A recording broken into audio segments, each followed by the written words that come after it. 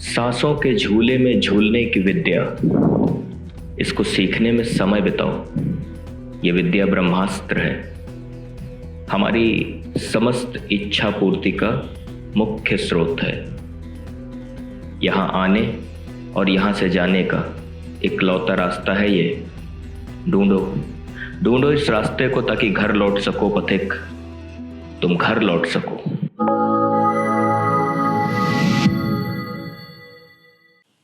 ये कुंडली, ये है सिंगर है बादशाह, मोटे मोटे है, नहीं देखे होंगे आप। ये उन्हीं की कुंडली है। हमारे पास कॉल आती थी। अच्छा। तो जब सोनू निगम की हम लोग कुंडली पढ़े थे, तब हमारे पास बहुत कॉल आई थी कि बादशाह की कुंडली पढ़ी है। तो हम उनकी डेट ऑफ बर्थ वगैरह सब निकलवा रहे थे। ये रैप सिंगर है मेन। अच्छा। हाँ, पंजाबी बहुत सारे एल्बम करते रहते हैं और बॉलीवुड में भी कुछ गाने गाए हैं। तो बादशाह हैं, सिंगर हैं। तो बादशाह की जन्म बॉलीवुड के सिंगर हैं। बादशाह बॉलीवुड के सिंगर। तो इनकी जन्म कुंडली मकर लग्न है और कुंभ राशि है। तो सबसे पहले आयु की गणना करते हैं। लग्नेश शनि इनका स्थिर में है, अष्टमेश का सूर्य स्थिर में है, ये अल्प आयु हो गई। लग्न चर में है, चंद्रमा स्थिर में है, ये मध्य आयु हो गई। शनि स्थिर में है और चंद्रमा स्थिर में है, ये भी अल्प आयु हो गई। तो दो तरह से अल्प आयु है। आयु का कालखंड कैसे बढ़ेगा? शनि यहाँ अपनी उच्च राशि तुला से एक राशि आगे बैठा और तीसरी दृष्टि यहाँ लग्न पे जा रही शनि की, अपने घर पे। ठीक है, तो आयु का कालखंड एक बढ़ जाएगा। तो मध्य आयु के कालखंड में ये जन्म कुंडली आ गई। तो बादशाह की जन्म कुंडली मध्य आयु के कालखंड में है। 37 साल के हैं ये। हाँ, तो अब इनका इसमें राजयोग देखे जाए। लग्नेश शनि एकादश घर में है, लाभ भाव में, वो कोई राजयोग नहीं देगा। पंचमेश का शुक्र दसम घर में आया, स्वग्रही, ये एक राजयोग देगा। यहाँ पे पंचमेश शुक्र दसम घर में है ना, बड़ा राजयोग है। तो ये राजयोग देगा, लेकिन इस राजयोग पे राहु की दृष्टि आ रही, केतु इनके साथ बैठा हुआ है। तो इस राजयोग पे थोड़ी कमजोरी होगी, लेकिन ये राजयोग घटित होगा अपना पूरा, है ना। और भाग्येश बुध, नवमेश बुध लाभ भाव में गया। ये नीचाभिलाषी है। यहाँ पे मीन इसकी नीच राशि है, 4 राशि पीछे बैठा वृश्चिक में, ये कोई राजयोग यहाँ नहीं बनाएगा। अब चतुर्थेश मंगल को देखो, ये भाग्य भाव में आया है ना, ये एक राजयोग बनाएगा। दूसरा चतुर्थेश मंगल यहाँ पे उच्चाभिलाषी है, मकर इसकी उच्च राशि है, कन्या में बैठा है 4 राशि पीछे। तो दूसरा राजयोग ये हो गया। और सप्तमेश चंद्रमा धन भाव में गया, धन भाव को मजबूत करेगा, लेकिन वहाँ कोई राजयोग तो है नहीं। और दसमेश शुक्र इनका, पंचमेश दसमेश शुक्र दसम घर में बैठा है ना, तो ये पंचमेश का ही एक राजयोग हो गया। तो 2 राजयोग इनके पास हो गए। एक पंचमेश शुक्र का दसम घर में स्वग्रही, और एक चतुर्थेश मंगल भाग्य भाव में। 2 राजयोग इनको मिल गए। पर्याप्त, 2 पर्याप्त राजयोग है ना। उस हिसाब से ये पहले नौकरी करते थे मल्टीनेशनल कंपनी में किसी में। उसके बाद अपना पता नहीं जो जैसे भी लिंक विंक अच्छे बने होंगे। अच्छा, अब इनका धन भाव देखो। धन भाव का मालिक शनि लाभ भाव में बैठा है, अच्छी स्थिति है ना। है तो ये नीचाभिलाषी है, तुला राशि इसकी उच्च है, उससे एक राशि आगे बैठा है। और इसकी मेष राशि नीच की पड़ेगी शनि की, तो 5 राशि पीछे बैठा है। फिर भी लाभ भाव में है, तो ये शनि फायदेमंद है ना, धन की स्थिति मजबूत रखेगा। चतुर्थेश व्यापार, स्त्री पत्नी दोनों का मालिक है, चंद्रमा यहाँ बैठा है धन भाव में, तो पत्नी भी इनके धन की वृद्धि में सहायक होगी। और जो ये व्यापार करते होंगे कोई, है ना, इस गाने के अलावा उसमें भी इनको लाभ होगा। अच्छा, तो ये स्थिति वहाँ पे हो गई। अब करियर देखो, करियर का मालिक शुक्र स्वग्रही बैठा है, है ना, राजयोग दे रहा पंचमेश, तो करियर तो इनका चलता रहेगा। अच्छा। हाँ, राहु की दृष्टि शुक्र पे है, केतु के साथ अटैच है, तो क्या होगा कि ये जब अपना करियर शुरू किए होंगे, है ना, गाने वाने का, गीत संगीत का, तो इसमें पहले बहुत संघर्ष करना पड़ा होगा। हाँ, ये तो है ना, शुरू में बहुत, हाँ, बहुत ज्यादा संघर्ष करना पड़ा होगा, सामान्य से ज्यादा। इसके बाद फिर सफलता जब से ये राजयोग देने लगेगा, फिर वो मिलती रहेगी, करियर चलता रहेगा, करियर में कहीं कोई रुकावट नहीं है। तो ये चीज करियर, इनके पास गाड़ियां वाड़ियां बहुत लग्जरी, बहुत मतलब हाँ, बहुत ही ज्यादा लग्जरी गाड़ी, तो वो मंगल के कारण, मंगल चतुर्थेश है, भूमि भवन वाहन का मालिक, ये यहाँ राजयोग दे रहा बाकायदा, उच्चाभिलाषी भाग्य भाव में है, तो भाग्य से ही इनको सुख सुविधाएं मिली हुई है। तो ये चीज यहाँ पे और इनके बारे में एक चीज और चीज प्रचलित है कि ये टैलेंटेड उतने नहीं है जितना इनको सम्मान और धन संपत्ति इस कला से मिल गई, तो वो तो भाग्य साथ में है ना, वही चीज। तो ये चीज मतलब समझने वाली चीज है कि अगर कुंडली में राजयोग है, हाँ, है ना, अब जब दो राजयोग है बड़े, तो सीधी सी बात है, तो आदमी वो पहुंचेगा वहां जरूर, है ना। अच्छा, पत्नी का मालिक बैठा धन भाव में, स्त्री भी ठीक है, पत्नी भी ठीक है, कहीं पर कोई समस्या नहीं दिखती। गुरु की उच्च दृष्टि आ रही, मकर लग्न में गुरु 12वें घर का और तीसरे घर का मालिक है, गुरु की दृष्टि भी कोई यहाँ पे हानि नहीं करेगी, तो पत्नी की स्थिति ठीक है। संतान भाव देखो तो इसका मालिक शुक्र यहाँ पंचम में राजयोग दे रहा है, दसम घर में पंचमेश, संतानें भी इनकी अच्छी होंगी, गुणवान होंगी। तो अब इसमें ये जो गुरु लग्न में बैठा हुआ है, ये गुरु यहाँ नीच का बैठा हुआ है लग्न में, है ना, ये क्या करेगा, तो ये 12वें घर का व्यय भाव का भी मालिक है, पराक्रम के घर का भी मालिक है, ठीक है। तो तीसरे घर का ये फल करेगा, द्वितीय द्वादशे जो ग्रह होते हैं वो हमेशा अपने से दूसरी राशि का फल करते हैं, तो ये तीसरे पराक्रम का फल करेगा। तो क्या होगा कि गुरु यहाँ जो बैठा है, ये शनि की दृष्टि यहाँ आ रही है ना, तो गुरु एक तो नीच का बैठा है, बे भाव का मालिक है, तो कभी अचानक से, है ना, बे की स्थिति बढ़ा देगा। अच्छा, हाँ, और चूंकि ये दो तरह से अल्पायु के कालखंड में है, तो मेरी गणना के अनुसार इनको 20 वर्ष की आयु से पहले कोई शारीरिक बहुत बड़ी समस्या आई होगी, रोग की या कहीं चोट वोट की, कि जिसके कारण इनको काफी परेशानी हुई होगी, है ना, तो वो चीज यहाँ पे है। बाकी शनि की दृष्टि आ रही है, तो लग्न वो एक आयु का कालखंड बढ़ गया, मध्य हो गई, लेकिन गुरु शनि का जब यहाँ लग्न पे कॉम्बिनेशन बनेगा तो एक तरह की प्रवज्जा दे देगा। तो प्रवज्जा का अर्थ है कि जन्मजात प्रतिभा संपन्न आदमी, है ना, और शालीन, बातचीत करने में, बहुत पोलाइट आदमी, बहुत विनम्र, है ना, स्वभाव बढ़िया, स्वभाव अच्छा है। तो ये सारी चीजें हैं। एक चीज बताइए, ये जिस हिसाब से इनका शारीरिक सौष्ठव है, उस हिसाब से ये ओवरवेट है, तो अभी हृदय की क्या पोजीशन रहेगी, जबकि चौथे भाव में राहु भी बैठा हुआ है। चौथे भाव में राहु बैठा है ना, लेकिन चतुर्थेश मंगल यहाँ पे वो राजयोग दे रहा है, तो और शुक्र की यहाँ पे दृष्टि आ रही है ना। अब शुक्र की दृष्टि यहाँ पे नीचाभिलाषी हो जाएगी, मीन इसकी नीच राशि है, वो उच्च राशि है, उससे एक राशि आगे में इसमें दृष्टि जा रहा है शुक्र की, केतु की भी जा रही है। ये राहु यहाँ ऑलरेडी बैठा हुआ मंगल के घर में, है ना, और मंगल बैठा बुध के घर में, बुध बैठा फिर मंगल के घर में। ये सारा जो कॉम्बिनेशन बन रहा है क्या करेगा कि मोटे होने के कारण इनको हाई ब्लड प्रेशर की शिकायत तो रहेगी, होने की संभावना होगी, और शायद हो भी, है ना, वो तो रहेगा। लेकिन बाकी और हृदय रोग से संबंधित और कोई बड़ी समस्या नहीं, ब्लड प्रेशर की शिकायत तो रहेगी, रहने की स्थिति इसमें दिखती है। इनकी गुरु की महादशा 2006 से शुरू हुई थी, 2022, और गुरु की महादशा आधी बीती है, उसके बाद ये वही 2015-16 से थोड़ा लाइमलाइट में आने लग गए थे। हाँ तो ठीक हो, यहाँ गुरु पराक्रम का मालिक है, भले नीच का बैठा हो, हाँ लेकिन गुरु है ना, वो अपना काम किया।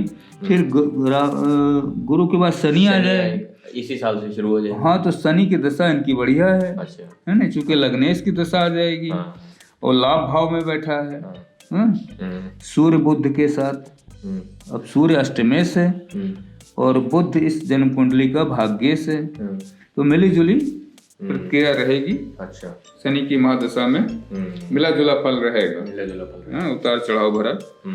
तो ये स्थिति इसमें है। बाकी हमारे हिसाब से तो अच्छा, एक चीज बताइए, हम लोग पुराने वीडियोस में वो चर्चा कर रहे थे चक्रों की, तो उसमें विशुद्धि तक के ऊपर के 3 चक्रों की चर्चा कर लिए थे। अच्छा, अब विशुद्धि के बाद फिर अनाहत चक्र आएगा। अनाहत चक्र आएगा, वो बताइए ये क्या चीज? हृदय पे होता है अनाहत चक्र। अब अनाहत चक्र का जो मूल स्थान है वास्तव में वो ये है कि जब हम नाक से श्वास लेते हैं तो ये श्वास फेफड़े में एक होती है जगह पे, जहाँ पे ये 2 फेफड़े एक नली से जुड़े होते हैं, एक ही नली से, है ना, वहीं श्वास नली भी जुड़ी होती है। तो वहाँ एक त्रिकोण जैसी स्थिति बनती है ना, एक फेफड़े को इधर गई धमनी, एक इधर गई और ऊपर से श्वास नली वहाँ आके जुड़ जाती है। तो ये अनाहत चक्र वास्तव में वो है। अच्छा, हाँ नहीं, इसको वेदों में मानता है कि ये हृदय में है अनाहत चक्र। अच्छा, श्वास भी जब हम लोग लेते हैं तो वो श्वास फेफड़े में आती है। अच्छा, है नी, फेफड़े में आने के बाद वहां पे हृदय से रक्त आता है अशुद्ध फेफड़े में, फिर वो शुद्ध हो जाता है नहीं, हृदय में जाता है ऑक्सीजन लेकर के, फिर हृदय में वो शुद्ध होता है और फिर वो धमनियों में प्रवाहित होता है, नसों में। तो अनाहत चक्र का सीधा, अच्छा, अनाहत चक्र के स्वामी कौन है? शिव जी हैं और पार्वती जी हैं। अच्छा, अनाहत चक्र के जो स्वामी हैं, ठीक है। अब अनाहत चक्र के बारे में क्या कहानी है? जिसका अनाहत चक्र बिगड़ा होगा, सीधी सी बात है कि उसको high blood pressure, heart attack, अच्छा, है ना, और ये एंजियोग्राफी जैसी चीजें उसको निश्चित रूप से करानी पड़ेंगी जीवन में, जिसका अनाहत चक्र बिगड़ा होगा। अच्छा, हाँ, हृदय से संबंधित जितने भी रोग होंगे वो सब अनाहत चक्र से ही गणना किए जाएंगे। अच्छा, हाँ, अनाहत चक्र जिसका खराब होगा वो आदमी झूठा, अच्छा, मक्कार, धोखेबाज, अच्छा, है नी, चालबाज, फरेबी, पूरी दुनिया संसार को ठगने वाला होगा, जिसका अनाहत चोर जो होते हैं, हाँ, चोर होते हैं, इनका अनाहत चक्र ये समझ लो कि बहुते बिगड़ा होगा। और जो शूटर होते हैं, शूटर, हाँ, या जो क्रिमिनल होते हैं, उनका अनाहत चक्र तो बहुते खराब होगा। अच्छा, तभी ऐसा काम करेंगे, क्योंकि ये हृदय पे स्थित है नी, और हृदय में ही जीव और ब्रह्म दोनों का वास है। हृदय परम शुद्ध अवस्था में माना जाता है कि हृदय सदा शुद्ध होता है। हृदय में ही उदारता, कोमलता, भावनाएं, है नी, सारी चीजें इसके अंदर समाहित हैं। तो सीधी सी बात है कि अगर अनाहत चक्र बिगड़ा है तो उसका हृदय भी कठोर होगा, है, तभी वो ये सब काम कर पाएगा, तभी वो ये गलत काम, पाप कर्म करेगा। तो अनाहत चक्र बिगड़ने पर ये स्थिति होती है। जिसका अनाहत चक्र शुद्ध होता है वो संत होता है। अच्छा, महात्मा, योगी, ज्ञानी, ध्यानी, बैरागी, सन्यासी, है नी, ये होता है। मतलब अनाहत चक्र करुणा से रिलेटेड है पॉजिटिव वे में, हाँ हाँ, और नेगेटिव वे में खराब हो तो वो बुरे कर्म कराएगा, कर्म कराएगा। रोगों में हृदय रोग से जितने संबंधित हैं रोग, वो सब अनाहत चक्र में आएंगे। लिवर के रोग, और जितने दोनों फेफड़ों में रोग होंगे, वो भी उसी से जाएंगे। फेफड़ों में ब्रांकाइटिस, कैंसर, है नी, ये सारे रोग भी अनाहत चक्र से ही काउंट होंगे। अच्छा, क्योंकि श्वास नली एक अलग हो गया, है नी, और ये अनाहत चक्र में ही आता है इतना हिस्सा, हृदय और फेफड़े। और ये जो लिवर आता है, लिवर भी अनाहत चक्र? नहीं, लीवर अनाहत चक्र में नहीं जाएगा, लीवर अगले चक्र में आएगा। अच्छा अच्छा। और एक चीज बताइए कि अनाहत चक्र का आत्मज्ञान से बहुत रिलेशन हाँ, है क्या? बहुत रिलेशन है। क्या? कारण क्या है, इसमें शरीर में जो 5 प्राण हैं, है नहीं, वो सब प्राण वायु अपान है नहीं, हाँ। प्राण अपान व्यान समान उदान। अच्छा। तो 5 नाड़ियां हैं वास्तव में इस शरीर में, जो पूरे शरीर का संचालन करती हैं। भोजन जो रस बनता है भोजन के द्वारा उसको, और ये जो हवा है वायु, जो ऑक्सीजन हम ले जाते हैं, इसका प्रवाह करते हैं। तो अनाहत चक्र से क्या निर्धारित होता है, उदान प्राण। अच्छा। ये हृदय से लेकर के और आज्ञा चक्र तक आता है। अच्छा। हैं, आज्ञा क्या, बल्कि पूरे सिर तक मानो इसको, सहस्त्रार तक, ये उदान, इसमें उदान प्राण चलता है। ठीक है। प्राचीन काल से ही ऋषियों ने प्राणायाम की जो विद्या खोजी, उसका अर्थ ही यही है कि प्राणों को विस्तार देना। अच्छा। है नहीं, यानी जो हम ऑक्सीजन लेते हैं, श्वास लेते हैं, इसको लंबा करना, छोटा करना। और फिर क्या होगा इससे, अब इसी अनाहत चक्र से ही जो उदान प्राण चलता है ऊपर की ओर, तो 4 प्राण तो यहाँ सांसारिक हैं, उदान प्राण है आध्यात्मिक, आत्मा की उन्नति के लिए। तो कबीरदास जी ने, गुरु नानक देव जी ने, है नहीं, सभी संत महात्माओं ने इस उदान वायु की, उदान चक्र की बहुत सुंदर व्याख्या की है। अच्छा। कि जब श्वास पे ऐसा ध्यान लगे कि वो उल्टी दिशा में ये लगे कि श्वास हमारी ऊपर जा रही है, अच्छा, तब आज्ञा चक्र खुलेगा। ठीक है ना। तो फिर शरीर से बाहर आत्मा जाएगी। ये तो एक्सपीरियंस का विषय है। हाँ, ये तो अनुभव का विषय है, ज्ञान और अनुभव का विषय है। तो अनाहत चक्र ज्ञान, इसीलिए जो इस पे शिव जी और पार्वती जी का वास है। शिव जी को सबसे बड़ा ज्ञानी कहा जाता है। जितना आध्यात्मिक ज्ञान है वो सब भगवान शिव में है, क्योंकि वो सन्यासी हैं, बैरागी है ना, संसार से उनका कोई मोह नहीं होता। तो अनाहत चक्र आध्यात्मिक रूप से उन्नति देता है।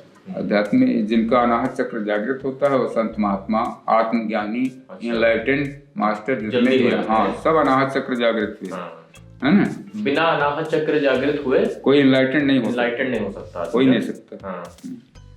हाँ, अनाहत चक्र जो लोग यहाँ प्रयास करके जागृत कर लेते हैं, उनका हृदय स्वस्थ रहता, कोई रोग नहीं होता, फेफड़े स्वस्थ रहते हैं, कोई रोग नहीं होता, है नहीं। और वो यहाँ प्रीचर बन जाते हैं, संत महात्मा बन जाएंगे। अच्छा। हाँ, लेकिन मुक्ति का मार्ग, मुक्ति नहीं होगी उनकी। बाकी वो सारे कर्म करेंगे। ये जो कुछ लोग जैसे जो वो होते हैं, वक्ता जो होते हैं, शरीर के बारे में अच्छा ज्ञान दे रहे हैं, हाँ, वो अनाहत चक्र जागृत होता है। अनाहत चक्र छोटे अंशों में जब जागृत होता है तो कोई मंदिर का पुजारी होता है। अच्छा, ये भी हो जाता है। ये भी सब इसी, सब अनाहत का खेल है। जितना मतलब ये सन्यास का, बिना अनाहत चक्र के 1% 2% जागृत हुए कोई आध्यात्मिक क्षेत्र में जा ही नहीं सकता। और जिसका अनाहत चक्र बिगड़ा होगा, वो कतई पूजा नहीं करेगा। अच्छा अच्छा। उसको चाहे जितना कोई कहे, चाहे जितना समझाए, वो मंदिर जाएगा, बाहर खड़ा रहेगा, है नहीं, पूजा नहीं कर सकता, क्योंकि उसका उसमें भरोसा नहीं होगा। तो अनाहत चक्र इसका मतलब बहुत ही पावरफुल, बहुत पावरफुल। इस शरीर के 7 चक्रों में 2 ही चक्र हमारे दृष्टिकोण में सबसे महत्वपूर्ण है, जो आध्यात्मिक दृष्टि से है। एक अनाहत चक्र, एक आज्ञा चक्र। अच्छा। हाँ, अगर ये 2 जागृत हो गए तो समझ लो बेड़ा पार हो गया, है ना। फिर आत्मा के भी दर्शन मिल जाएगा, परमात्मा जी का भी दर्शन मिल जाएगा। ये जो अनाहत चक्र है, और वो जो एक बातचीत चलती है शास्त्रों में, हृदय रूपी गुफा, ये 2 एक ही चीज है क्या? नहीं, वो अलग है, वो अलग चीज है। भंवर गुफा जिसको कहते हैं, भंवर गुफा यहाँ नहीं है। भंवर गुफा तो ब्रह्मांड, शरीर के बाहर है, शरीर में नहीं। अच्छा, वो कबीर जिसके बारे में हाँ, वो भंवर गुफा अलग है। अच्छा, और ये हृदय रूपी गुफा? हृदय, वेद कहता है कि हृदय रूपी गुफा में दो लोग रहते हैं, है ना? दो शक्तियां रहती हैं, एक जीवात्मा और एक परमात्मा। उसको ब्रह्म कहा, इसको जीव कहा, आत्मा को। तो जीव और ब्रह्म दो का वास है। अनंत काल से दोनों एक दूसरे को पहचानते नहीं, ये चीज है। तो वो हृदय रूपी गुफा वो अलग विषय है। अच्छा, वो अलग है। वैसे अगर साइंटिफिक रूप में देखो तो एक कपोल कल्पित लगेगा, क्योंकि हृदय को चीर फाड़ डालो, हाँ, तो कुछ निकलना ही नहीं है उसमें, निकलेगा कुछ नहीं वहां से। सारे जितने कार्डियोलॉजिस्ट हैं, हाँ, ये हमने एक चीज और आपको बताते हैं, 90% कार्डियोलॉजिस्ट शादी नहीं करते हैं। वो क्या होता है कि बचपन से ये तो सुना होता है ना कि हृदय के अंदर जो है वो प्रेम है, और जब वो हृदय को काट पीट के देख लेते हैं तो कहते हैं इसमें प्रेम तो है नहीं, तो वो विवाह नहीं करते। और ये मतलब प्रूवन है बाकायदा। हाँ, अमेरिका में तो पूरा कल्चर के अंदर है, कार्डियोलॉजिस्ट जल्दी विवाह नहीं करते। हाँ, तो वो दरअसल मैथोलॉजिकल है ना ये सब्जेक्ट, आध्यात्मिक। तो ये तुम्हारे शरीर में दिखाई नहीं देगा। जैसे शरीर की 3 नाड़ियां दिखाई नहीं दे सकती, हाँ। मेडिकल साइंस चाहे ना प्रयास, चक्र भी नहीं दिखाई देते, तो चक्र भी नहीं दिखाई देंगे, न तीनों नाड़ियां दिखाई देंगी, ईड़ा पिंगला सुषुम्ना, न 7 चक्र दिखाई देंगे।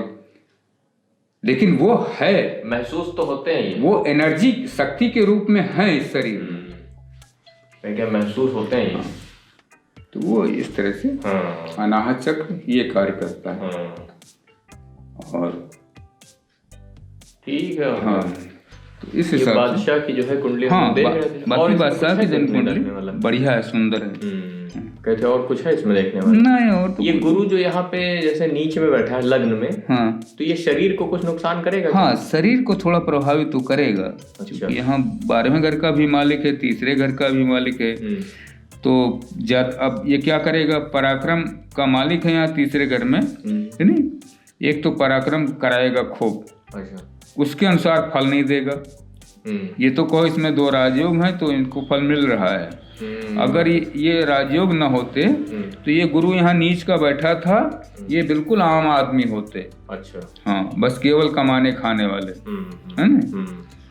और दूसरी चीज, 12वें घर का मालिक है, हमने बताया 20 साल से पहले इनको शरीर में कोई तो जो है समस्या आई होगी। ठीक है, बिल्कुल। हाँ, बाकी बादशाह की जन्म कुंडली ठीक।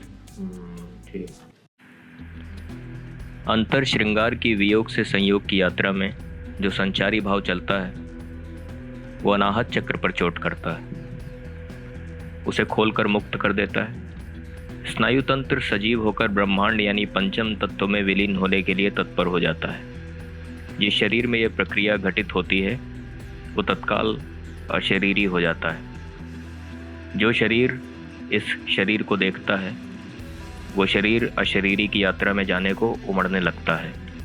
ब्रह्मांड की आदि शक्ति जो मोह के प्रभाव में रहती है मुक्त हो जाती है और दोनों शरीर अशरीरी में संभोग कर लेते हैं। पर यह नारायण की स्थिति नहीं है, यह घटना मन के नियंत्रण में है।